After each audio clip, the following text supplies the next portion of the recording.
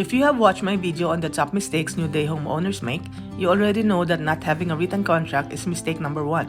Today, I am going to show you exactly what to put in your Dayhome contract and how to use AI to write a professional one in minutes.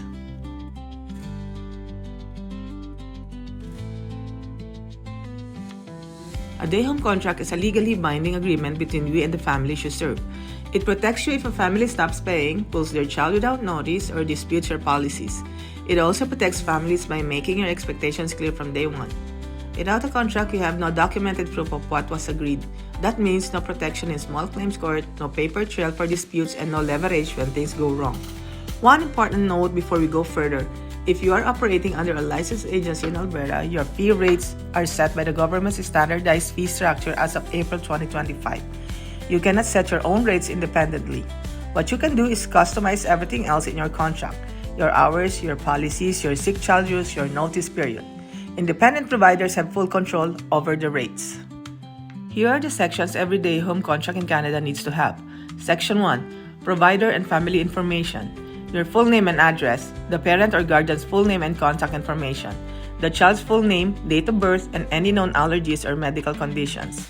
Section 2. Hours of operation. Your exact start and end times, and the days of the week you operate. Be specific. If you open at 7:30 a.m., write 7:30 a.m. Vague hours lead to parents arriving early or late and expecting you to accommodate. Section 3. Fees and payment. Your monthly or weekly rate. The payment due date, for example, the first of every month. The payment methods you accept, e-transfer, cash, check, and whether you require a deposit or registration fee upfront. Section 4. Late payment policy. What happens if a family pays late? A common approach is a flat late fee after a grace period of 2 to 3 business days. Be specific and include the exact fee amount. Section 5. Late pickup policy. What happens if a parent picks up after your closing time? Many providers charge a per minute fee after the first 5 minutes. Include the exact amount so there is no room for debate. Section 6. Sick child policy. Under what conditions a child cannot attend? Most providers require children to be fever-free for 24 hours without medication before returning. List the specific symptoms that require a child to stay home: fever, vomiting, diarrhea, conjunctivitis. Section 7. Vacation and closure days. Your scheduled vacation days and statutory holidays when your Dayhome will be closed. Include whether families are still charged during your closure days.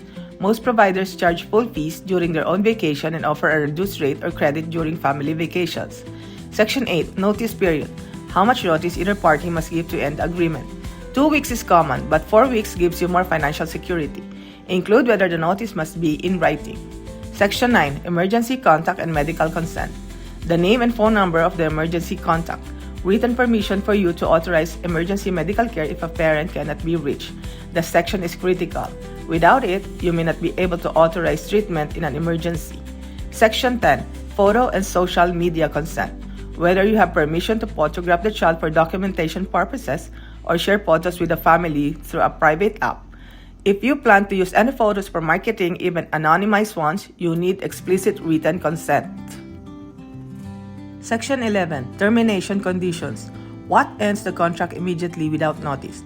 Examples include non-payment, repeated late pickups after warnings, or a family providing false information during enrollment.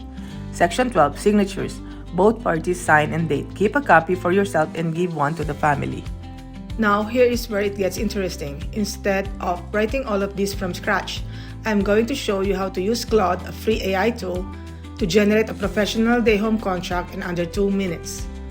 Watch what happens when I type this prompt into Claude. Write a professional Dayhome contract for a licensed home childcare provider in Canada. Include sections for provider and family information, hours of operation, fees and payment schedule, late payment policy, late pickup policy, sick child policy, vacation and closure days, notice period, emergency contact and medical consent, photo consent, termination conditions, and signatures. Use professional but plain language. And just like that, a complete structured contract appears.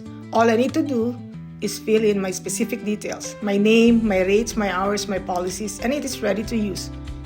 This is not a replacement for legal advice. For a contract that will hold up in court, always have a lawyer review it. But as a strong starting point that covers all your bases, AI gets you there in minutes instead of hours. Your contract is the foundation of your Dayhome business. It sets the tone for every family relationship and protects you when things get difficult.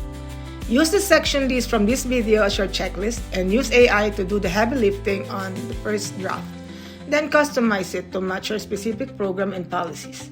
If you found this helpful, check out my other videos in the series. Links are in the description. Subscribe for more practical, no fluff content for Dayhome providers. I will see you in the next video.